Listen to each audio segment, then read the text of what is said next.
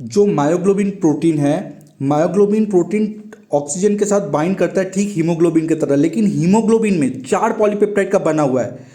समझने के तौर पे हम लोग इसको मायोग्लोबिन प्रोटीन और हीमोग्लोबिन प्रोटीन दोनों अलग प्रोटीन है, लेकिन हीमोग्लोबिन और मायोग्लोबिन में डिफरेंसेस भी है, सिमिलरिटीज़ भी है। सिमिलरिटीज़ क्या है कि जो हीमोग्लोबिन प्रोटीन है वो 4 पॉलीपेप्टाइड से बना हुआ है, और वो 4 इंडिविजुअल, अगर एक इंडिविजुअल पॉलीपेप्टाइड को देखें तो वो एक इंडिविजुअल पॉलीपेप्टाइड को हम लोग मायोग्लोबिन के तौर पे समझ सकते हैं, लेकिन उसमें स्लाइट वेरिएशन है। क्यों है वो हम लोग देखेंगे हीमोग्लोबिन जब पढ़ेंगे। लेकिन मायोग्लोबिन में, यहाँ पे हम लोग मायोग्लोबिन में अभी इतना हम लोग को समझना पड़ेगा कि मायोग्लोबिन जो है वो टेम्पोररी ऑक्सीजन के साथ बाइंड कर सकता है, और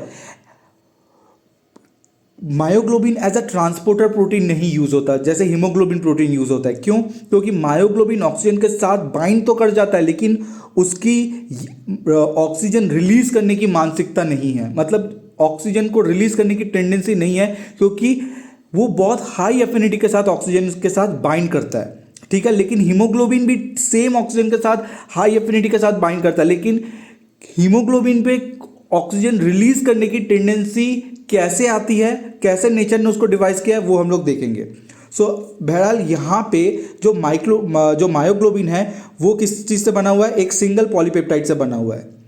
वो सिंगल पॉलीपेप्टाइड में 153 अमीनो एसिड्स है, जिस 153 अमीनो एसिड्स में 78% अमीनो एसिड अल्फा हेलिक्स में पार्टिसिपेट करता है, और टोटल 8 अल्फा हेलिक्स इसमें पाए जाते हैं। तो ओवरऑल ये ग्लोब्यूलर स्ट्रक्चर अडॉप्ट करता है, और इस ग्लोब्यूलर स्ट्रक्चर में एक बाइंडिंग पॉकेट हम लोग को यहाँ पे दिख रहा है, जिस बाइंडिंग पॉकेट में एक हीम ग्रुप अटैच होता है।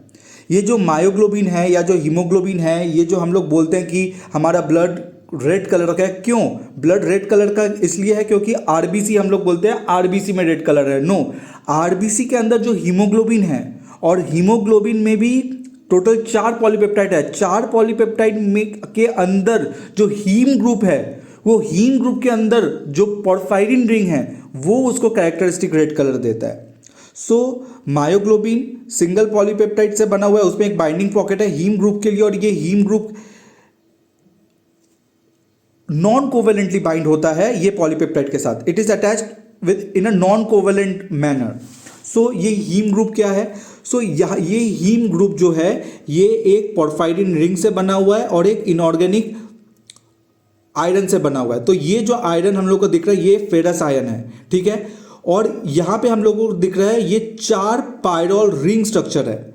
ये 4 पायरोल रिंग स्ट्रक्चर जो है ये जो मीथेन ब्रिज है, मीथेन ब्रिज से अटैच हुआ है। 4 पायरोल रिंग और 4 मीथेन ब्रिज मिलके ये पोर्फायरिन रिंग इन्होंने बनाया। तो इसका क्या महत्व है? तो यहाँ पे जो फेरस है, इसमें ये जो फेरस है ये Fe2+ है। ये Fe2+ ऑक्सीडाइज होके Fe3+ मतलब फेरिक फॉर्म में कन्वर्ट हो सकता है अगर ये अपना इलेक्ट्रॉन रिलीज कर दे।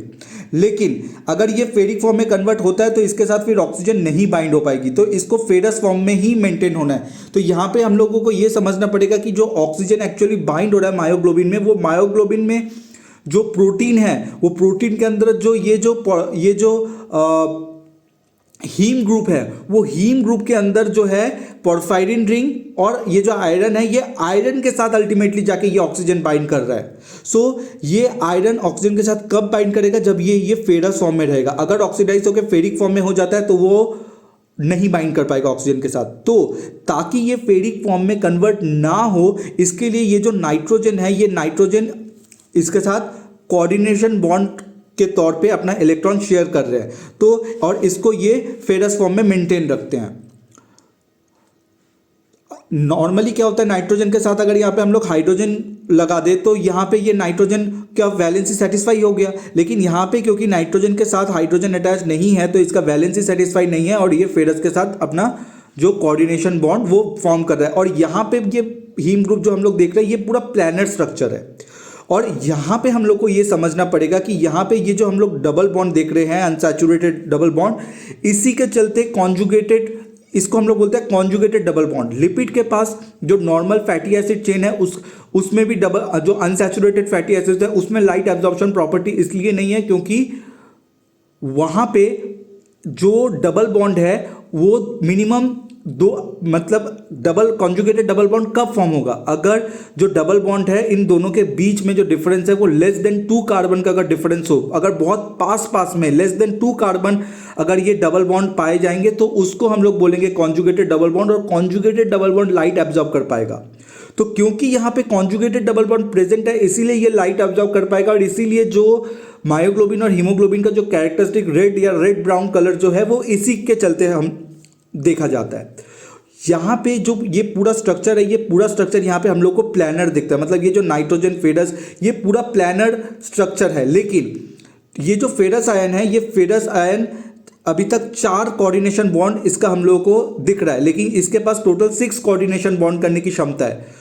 तो यहाँ पे क्या करेगा, ये जो फेरस आयन है, ये फेरस आयन यहाँ पे 4 नाइट्रोजन के साथ अटैच्ड है, और ये जो हम लोगों को ये जो एक यहाँ पे जो ये पॉलीपेप्टाइड चेन दिख रहा है जो मायोग्लोबिन का है। यहाँ पे जब हम लोग मायोग्लोबिन डिस्कस कर रहे हैं तो ये मायोग्लोबिन है, जब हम लोग हीमोग्लोबिन डिस्कस करेंगे तो ये हीमोग्लोबिन का ईच सिंगल पॉलीपेप्टाइड जो हम लोग का इंडिविजुअल पॉलीपेप्टाइड है वो ये हो सकता है। तो यहाँ पे प्रॉक्सिमल हिस्टिडीन है, तो ये हिस्टिडीन किसका पार्ट है, यही मायोग्लोबिन पॉलीपेप्टाइड का।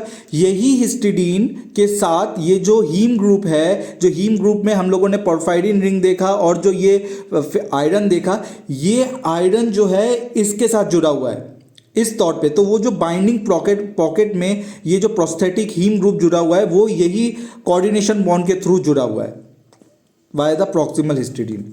नाउ ये जो फेरस आयन है, ये जो ऑक्सीजन बाइंड कर रहा है, तो ये ऑक्सीजन कहाँ पे बाइंड कर रहा है, इसी फेरस के साथ बाइंड कर रहा है। तो यहाँ पे जो O2 अल्टीमेटली बाइंड हो रहा है मायोग्लोबिन या हीमोग्लोबिन में हम लोग देखेंगे वो इसी आयरन के साथ बाइंड होता है। लेकिन यहाँ पे इसका जो बाइंडिंग है, इसके बाइंडिंग को थोड़ा सा मतलब अनस्टेबल किया जाता है वाया द डिस्टल हिस्टिडीन। ये डिस्टल हिस्टिडीन क्या करता है, ये ऑक्सीजन को प्रॉपर ओरिएंटेशन में, प्रॉपर शेप में यहाँ पे बाइंड नहीं होने देता, क्योंकि अगर ये एक बार प्रॉपर ओरिएंटेशन में बाइंड हो गया तो ये ऑक्सीजन कभी निकलेगा ही नहीं, यहाँ पे इतने स्टेबिलिटी के साथ बाइंड होगा। सो ताकि ये बाइंड भी करे लेकिन ये बाद में ताकि निकल भी जाए, इसलिए यहाँ पे एक स्टेरिक हिंड्रेंस क्रिएट किया जा रहा है, ये डिस्टल हिस्टिडीन। लेकिन यहाँ पे ये कोई बॉन्ड फॉर्म नहीं कर रहा है, ना कोवलेंट ना नॉन कोवलेंट। मायोग्लोबिन और हीमोग्लोबिन में जो और एक सबसे बड़ा डिफरेंस है कि जो मायोग्लोबिन है वहाँ पे जो हम लोगों को ये जो ग्राफ मिलेगा वो रेक्टेंगुलर हाइपरबोलिक ग्राफ मिलेगा। रेक्टेंगुलर हाइपरबोलिक ग्राफ ये दर्शाता है कि जो मायोग्लोबिन है वो with a very high affinity oxygen के साथ यहाँ पे बाइंड कर सकता है, ठीक है। और मायोग्लोबिन के पास अल्टीमेटली एक पॉलीपेप्टाइड के पास एक सिंगल बाइंडिंग साइट है ऑक्सीजन के साथ, ताकि मतलब जो बाइंड करेगा एक सिंगल बस बाइंडिंग साइट है। सो यहाँ पे ये क्या दिखा रहा है कि अगर हम लोग ऑक्सीजन का प्रेशर बढ़ा रहे हैं तो परसेंटेज ऑफ सैचुरेशन, कितना जल्दी वो सैचुरेट हो जाएगा वो एक बाइंडिंग साइड। सो अगर ये जो ग्राफ है, अगर ये राइट साइड में शिफ्ट होता है तो यहाँ पे ये दिख रहा है कि यहाँ पे जो ऑक्सीजन बाइंडिंग एफिनिटी है वो घट रही है। क्यों? क्योंकि हम लोग को यहाँ पे ज़्यादा ऑक्सीजन का प्रेशर चाहिए, लेकिन वहीं पे अगर ऑक्सीजन का प्रेशर कम कर दे, मतलब लो ऑक्सीजन प्रेशर में भी यहाँ पे अगर ये लेफ्ट साइड में ग्राफ शिफ्ट करे तो ये दिखा रहा है कि लो ऑक्सीजन प्रेशर में भी ऑक्सीजन बाइंड कर सकता है। सो यहाँ पे एफिनिटी बढ़ रहा है।